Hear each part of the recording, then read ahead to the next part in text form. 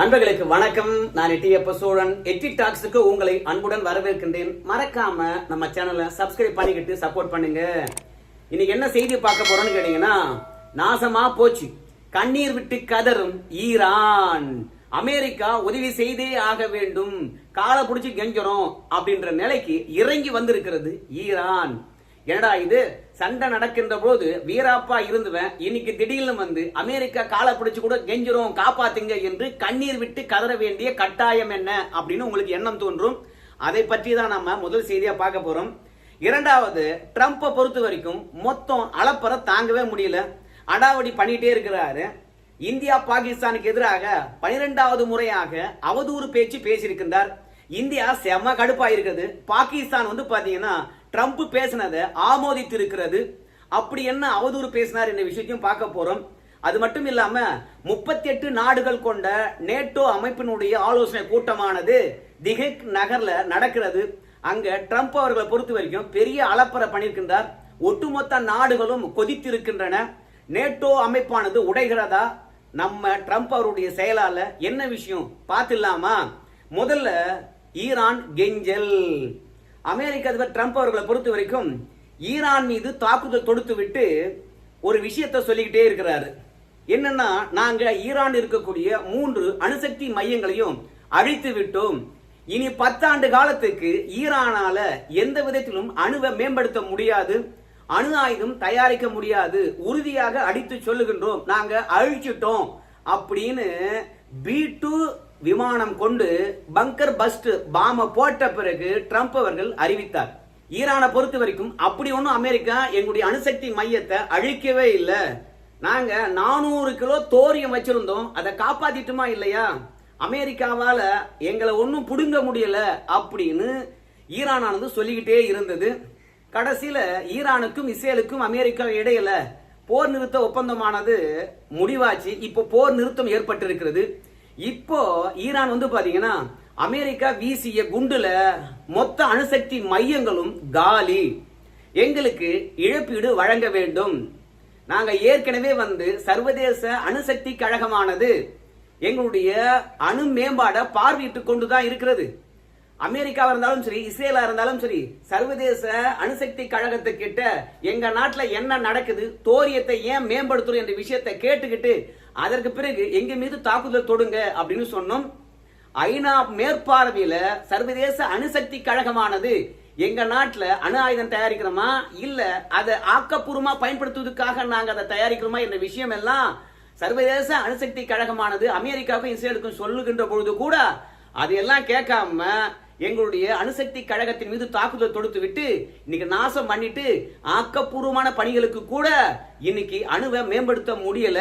ஒரு மருத்துவத்துக்கு, ஒரு மின்சாரத்துக்கு, எதற்குமே வந்து பாத்தீங்கன்னா அணுவை மேம்படுத்த முடியாத ஒரு சூழ்நிலை இருக்குது. அணுசக்தி மையங்கள் ஒட்டுமொத்தமாக நாசமாயி போச்சு அமெரிக்காவால.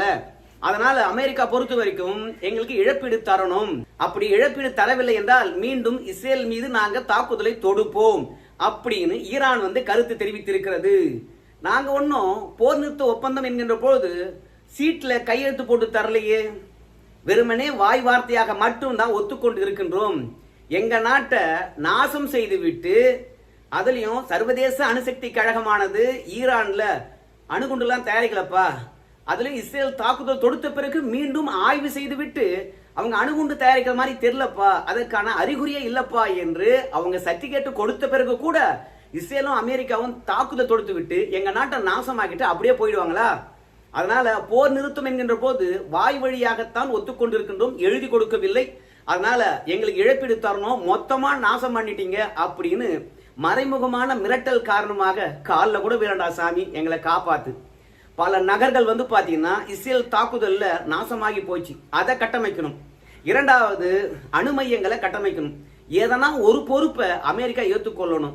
ஆனா எதுவுமே ஏற்றுக்கொள்ள மாட்டேன், அடிச்சதுதான், அவ்வளவுதான். நாங்க வந்து பாத்தீங்கன்னா போர் நிறுத்தம் ஏற்படுத்திட்டோம், நான் தான் சர்வதேச வல்லமை கொண்டமே அப்படின்னு பெயர் மட்டும் தட்டிட்டு போனா என்ன அர்த்தம்? அடிச்சுட்டு காப்பாத்தணும் இல்லையா அப்படின்னு சொல்லிட்டு அணுசக்தி கழகம் நாசமானத முதல் முறையாக ஈரான் ஒத்துக்கொண்டிருக்கிறது. ட்ரம்ப் இதுதான் சொன்னாரு. இந்த தாக்குதல் தொடுத்து விட்ட பிறகு அமெரிக்காவில் இருக்கக்கூடிய CNN நியூயார்க் டைம் பத்திரிகையும் வந்து அடா ஈரான் சொல்லுது அதனுடைய அணுசக்தி மையத்தை ஒண்ணுமே பண்ண முடியலையா.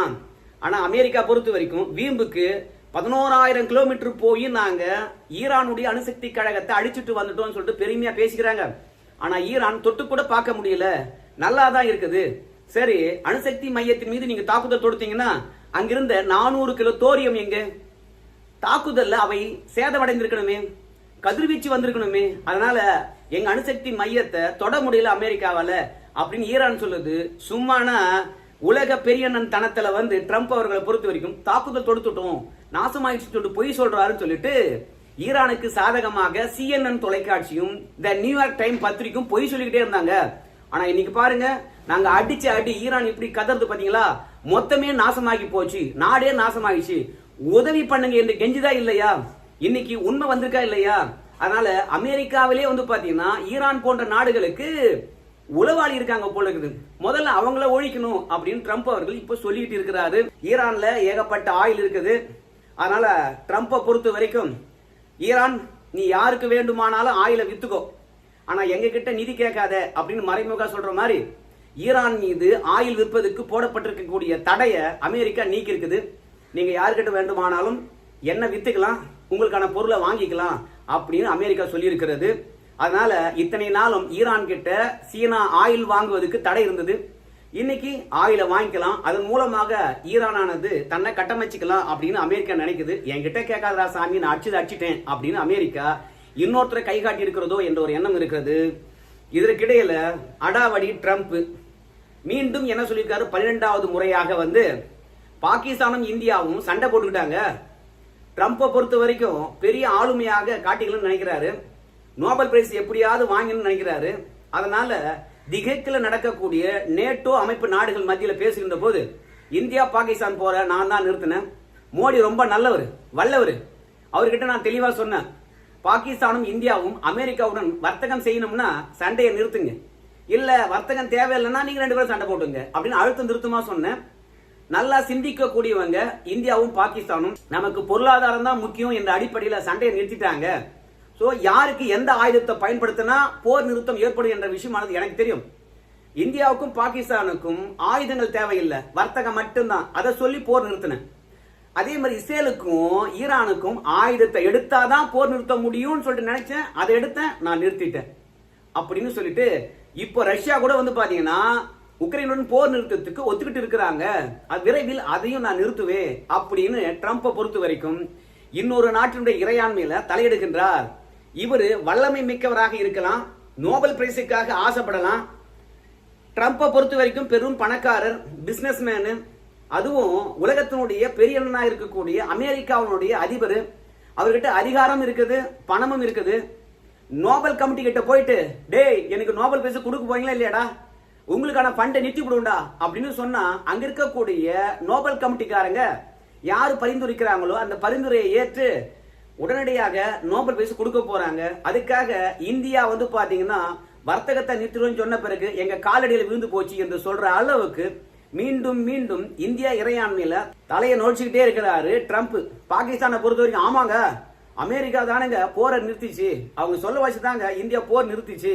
ட்ரம்ப் உண்மையாகவே பெரிய ஆளுமைங்க, அந்த மாதிரி ஆளை பார்க்கவே முடியாதுங்க, அவருக்கு நோபல் பிரைஸ் கொடுத்துதான் ஆகணுங்க அப்படின்னு பாகிஸ்தானுக்காரன் ஒத்துக்குறான். ஆனா இந்தியா பொறுத்த வரைக்கும் மீண்டும் மீண்டும் சொல்லுது, பாருங்க இந்தியா பாகிஸ்தான் போர் எதனால நின்றது என்று பாகிஸ்தானுக்கு தெரியும், எங்களுக்கு தெரியும். அதனால இரு நாட்டு விஷயங்கள்ல 3வது நாடு தலையிடக்கூடாது, முக்கியமா எங்க உள்நாட்டு விவரங்கள்ல அமெரிக்கா தலையிடக்கூடாது அப்படின்னு இந்தியா சொல்லியிருக்குது. உடனே ட்ரம்ப்பை பொறுத்த வரைக்கும் நீங்க என்னதான் எங்களை எதிர்த்து பேசிக்கிட்டே இருந்தாலும் நான் உண்மையை சொல்லிக்கிட்டே இருப்பேன். அன்னைக்கு நான் என்ன சொன்னேன், இந்தியா மற்றும் அமெரிக்கா இடையில வர்த்தக ஒப்பந்தத்தை நான் போட்டுக்கவே மாட்டேன், இன்னைக்கு கேன்சல் பண்ணிடுவேன் அப்படின்னு நான் மோடி கிட்ட சொன்னேன். நீங்க ஒன்னு அவர்கிட்ட கேட்டு பாருங்க. வர்த்தக ஒப்பந்தம் தான் முக்கியம் என்பதற்காக பாகிஸ்தான் போர் நிறுத்தினாரு நம்ம நண்பர் மோடி, அது உங்களுக்கு தெரியாதா அப்படின்னு மீண்டும் அடாவடி அடிச்சிருக்காரு. ட்ரம்ப்பை பொறுத்த வரைக்கும் நோபல் பிரைஸுக்காக இன்னொரு நாட்டை கவலைப்படுத்துறார் என்பது இது மூலம் நல்லா தெரியுது. இந்தியாவில் இருக்கக்கூடிய ஒவ்வொருத்தருக்கும் தெரியும் இந்தியா பாகிஸ்தான் போர் ஆனது எதனால நிறுத்தப்பட்டது என்ற விஷயம் தெரியும். ஆனா அமெரிக்காவுடன் நேட்டோவில் இணைந்திருக்கக்கூடிய வட அட்லாண்டிக் நாடுகள் இடத்துல பேசுகின்ற பொழுது ஆலோசனை கூட்டத்துல பாருங்க 38 நாடுகள் நம்ம ஒன்னா இணைஞ்சிருக்கிறோம். இந்த 38 நாடுகளும் நான் சொல்ற முடிவை ஏத்துக்கணும். என்ன முடிவு அப்படின்னு பார்க்கும் பொழுது உள்நாட்டு உற்பத்தியில 5% பாதுகாப்புக்காக ஒதுக்கணும் அப்படின்னு ட்ரம்ப் வந்து சொல்லி இருக்கிறார். ஸ்பெயின், பெல்ஜியம், செக்கோஸ்லோவியா இது போன்ற நாடுகள்லாம் வந்து ட்ரம்ப் சொன்னதை ஏற்றுக்கொள்ளவே இல்லை. இன்னும் சில நாடுகள் வந்து ட்ரம்ப்புக்கு எதிர்ப்பு தெரிவித்தாங்க. எங்க நாட்டு பாதுகாப்பு விஷயங்களா இருந்தாலும் சரி, பாதுகாப்பு துறைக்கு நாங்க ஒதுக்கின்ற நிதியா இருந்தாலும் சரி, எங்க நாட்டு எம்பிக்கள், எதிர்கட்சி தலைவர்கள் என்று சொல்லிட்டு அவங்களுடைய ஆலோசனைப்படி தான் நாங்க வந்து முடிவெடுப்போம். நீ அமெரிக்காவில் இருந்துகிட்டு நேட்டோ நாடுல இணைஞ்சிட்டோம் என்ற ஒரே காரணத்துக்காக உற்பத்தி ஆகின்ற ஒட்டுமொத்த உள்நாட்டு உற்பத்தியில 5% பாதுகாப்புக்காக நீங்க ஒதுக்கித்தான் ஆகணும் பணத்தை அப்படின்னு சொன்னா நாங்க ஏற்றுக்கொள்ள மாட்டோம் அப்படின்னு வந்து ட்ரம்ப்புக்கு எதிர்ப்பு தெரிவித்தாங்க. ட்ரம்ப்பை பொறுத்த வரைக்கும் விடவே இல்லை, மிகப்பெரிய அழுத்தம் கொடுத்தார். பிறகு என்ன பண்றது அப்படின்னு சொல்லிவிட்டு மொத்த ஜிடிபியில வந்து 5% பாதுகாப்புக்கு நிதி ஒதுக்குறோம் அப்படின்னு நேட்டோ நாடுகள் ஒட்டுமொத்தமாக ஒத்துக்கிட்டு இருக்குது. நேட்டோ நாடுகளை பொறுத்த வரைக்கும் இன்னொரு தீர்மானத்தை ஏற்ற வேண்டும் என்று ட்ரம்ப் சொல்லியிருக்கிறாரு. நேட்டோ நாடுகள் மீது ஏதாவது ஒரு நாடு தாக்குதல் தொடுத்தா சொந்த நாட்டின் மீது தாக்குதல் தொடுத்த மாதிரி நீங்க எடுத்துக்கணும். உடனடியாக நேட்டோ நாடுகள் ஒன்றிணைய வேண்டும். அதற்காக தான் பாதுகாப்பு துறைக்கு வந்து பாத்தீங்கன்னா 5% நிதியை ஒதுக்க சொல்லி இருக்கிறோம் அப்படின்னு சொல்லியிருக்காங்க. நேட்டோ நாடுகளுடைய பொதுச் செயலாளர் வந்து பாத்தீங்கன்னா ட்ரம்ப்புக்கு ஒரு மெசேஜ் அனுப்பிச்சிருக்காரு. அந்த மெசேஜ நேட்டோ நாடு கூட்டமைப்பு கிட்ட காட்டியிருக்கிறாரு செல்போன்ல இருந்து ட்ரம்ப். எதுக்குன்னு கேட்டீங்கன்னா, ஈரான் இஸ்ரேல் போரை வந்து ட்ரம்ப் நிறுத்திட்டாராம். இன்னைக்கு உலகம் ஆபத்திலிருந்து மீண்டு இருக்கிறதாம். அணுசக்தி மையங்களை தாக்கிட்டாராம். இப்படி துணிச்சலான முடிவை யாராலையும் எடுக்க முடியாது, ட்ரம்ப் மட்டும்தான் எடுக்க முடியும். அவருடைய துணிச்சலை பாராட்டுகின்றேன், முதல்ல நன்றி தெரிவிக்கின்றேன். ஈரானுடைய அணுசக்தி மையங்களை அழித்தது மாபெரும் துணிச்சலான நிகழ்வு, இது எந்த நாடும் எந்த தலைவரும் செய்திருக்க முடியாது அப்படின்னு நேட்டோ நாடுகளுடைய பொதுச் செயலாளர் வந்து பாராட்டி மெசேஜ் அனுப்பிச்சதை வந்து நேட்டோ கூட்டமைப்பு கிட்ட காட்டியிருக்கிறார். நான் எவ்வளவு பெரிய தலைவன் பத்தியா அப்படின்னு சொல்லிட்டு. இதெல்லாம் எதுக்கு சொல்றேன்னு கேட்டீங்கன்னா, என்னை விட உலகத்தை ஆட்டி படைக்கக்கூடிய சர்வாதிகாரி யாரும் இல்லை. நான் சொன்னா எல்லா நாடுகளும் வந்து பாத்தீங்கன்னா அடங்கித்தான் ஆகணும். அது நட்பு நாடா இருக்கலாம், நேச நாடா இருக்கலாம், அது நேட்டோ நாடா இருக்கலாம், எதுவா இருந்தாலும் நான் வைக்கத்தான் சட்டம் அப்படின்றதுக்காக தன்னை போடுகின்ற சின்ன சின்ன விஷயத்தை கூட உலக நாடுகள் கிட்ட காட்டி பெருமைப்பட்டுக் கொள்ளுகின்றார் ட்ரம்ப். ஆனா சர்வதேச பார்வையாளர்கள் என்ன சொல்றாங்க கேட்டீங்கன்னா, நேட்டோ கூட்டமைப்பு இருக்கக்கூடிய நாடுகள் ஜிடிபியில 5% வந்து பாதுகாப்புக்கு நிதி ஒதுக்க வேண்டும் என்று ட்ரம்ப் சொல்றாருங்க. என்ன விஷயம் அப்படின்னு கேட்கும்போது, ட்ரம்ப்பை பொறுத்த வரைக்கும் உலகத்துல ஏதாவது 2 நாடுகள் சண்டை போட்டுக்கிட்டே இருக்கணும், இல்ல பயங்கரவாத குழுக்களானது ஏதாவது ஒரு நாட்டை தாக்கிக்கிட்டே இருக்கணும். அப்பதான் ஆயுதத்தை விற்க முடியும் அமெரிக்கா போன்ற நாடுகள். ஆகையால் ஆயுதம் தயாரித்து வைத்திருக்கக்கூடிய அமெரிக்கா வந்து பாத்தீங்கன்னா நிதி உதவி இல்ல, பாதுகாப்புக்காக குறைவான நிதி ஒதுக்கிட்டோம் அப்படின்னு சொல்லிட்டு அமெரிக்கா கிட்ட ஆயுதம் வாங்காம போயிட்டாங்கன்னா, 1-2 நாட்டுக்கு இடையில பிரச்சனையை கலப்புவாரு, இல்லையா புதிய புதிய ஆயுதங்களை பரிசோதிப்பாரு. அதன் மூலமாக நேட்டோ நாடுகள் வந்து பாத்தீங்கன்னா அந்த ஆயுதத்தை வாங்கிக்கணும் அப்படின்னு நிர்பந்திப்பாரு. அதற்காக தான் நேட்டோ நாடுகளுடைய ஜிடிபியில் இருந்து ஒரு 5% நிதியை ஒதுக்கணும் அப்படின்னு சொல்லிட்டு ட்ரம்ப் அவர்கள் வந்து அழுத்தம் கொடுத்து அதற்கான தீர்மானத்தை ஏற்றி நேட்டோ நாடுகள் ஒத்துக்க வைத்திருக்கிறாரு. மொத்தத்தில் அவருடைய ஆயுதம் விற்பனையாக வேண்டும், நேட்டோ நாடுகள் வாங்கணும், இல்ல சண்டை போட்டுக் கொள்ளக்கூடிய நாடுகள் ஆயுதம் வாங்கணும். அதற்காக பாதுகாப்பு துறையில் வந்து பாத்தீங்கன்னா 5% நிதியை ஒதுக்கணும் பட்ஜெட்ல அப்படின்னு போட்டிருக்காருப்பா. நேட்டோ நாடுகளே வந்து அமெரிக்கா கிட்ட ஆயுதம் வாங்கினா மற்ற நாடுகள்ல இருந்து தன்னை பாதுகாத்துக் கொள்ள வேண்டும் என்றால் அமெரிக்கா கிட்ட இருந்து தான் ஆயுதம் வாங்கணும்னு சொல்லிவிட்டு மற்ற நாடுகளும் அமெரிக்கா கிட்டயே ஆயுதம் வாங்குவாங்க. அதனால்தான் நேட்டோ நாடுகளுடைய பாதுகாப்பு செலவை 5% உயர்த்தணும் அப்படின்னு கேட்டு அதுக்கு தீர்மானத்தை ஏற்றி முடிவெடுத்து வெற்றியும் பெற்றிருக்கின்றார் நம்ம ட்ரம்ப். சோ நேட்டோ நாடுகளை பொறுத்த வரைக்கும் இந்த ஆள் இப்படியே பண்ணிட்டே இருந்தாருன்னா நான் நேட்டோ கூட்டமைப்பு விட்டு வெளியே போயிட்டே இருப்பேன்டா அப்படின்னு சொல்லிட்டு பல நாடுகள் கருத்து தெரிவித்திருக்கின்றார்கள். நேட்டோ கூட்டமைப்பானது ட்ரம்ப் மூலமாக ஒற்றுமையா இருக்க போதா இல்ல உடைய போதா என்பதெல்லாம் பொறுத்து பார்க்கலாங்க. India, Pakistan, Iran, Israel, Russia, Ukraine இவை எல்லாவற்றுக்கும் காட்பாதரா இருந்து பிரச்சனை தீர்த்தது நான் தான், நோபல் பிரைஸ் கொடுங்க அப்படின்னு கேட்டிருக்காரு. அவர் ஆசையானது நிறைவேறுகிறதா இல்லை என்று பொறுத்து பார்ப்போம். ஈரான் வந்து பாத்தீங்கன்னா மொத்தமா அழிஞ்சு போச்சு, அணுசக்தி மையங்கள் அழிச்சு விட்டு அமெரிக்கா நிதி உதவி தரணும் அப்படின்னு சொல்லியிருக்கிறாங்க. நிதி உதவி அமெரிக்கா கிட்ட வாங்க போதா? ஏன்னா ஐநா மன்றத்தில் போய் பார்த்தீங்கன்னா ஈரான் முறையிட்டு இருக்கிறது. ஐநா மன்றமானது கைவிரிக்கத்தான் செய்யும். அமெரிக்காவுடைய தயவுல நடக்கின்ற ஐநா மன்றமானது ஈரானுக்கு நீதியை தரப்போது. அதனால தான் எண்ணெயை எந்த நாட்டுக்கு வேணாலும் வித்துக்கிடா அப்படின்னு சொல்லிட்டானே. அதனால ஈரான் எண்ணெயை வித்து காசு பார்க்க போதா இல்ல அமெரிக்கா கிட்ட காசு கேட்க போதா? பொறுத்து பார்க்கலாம். நன்றி நண்பர்களே.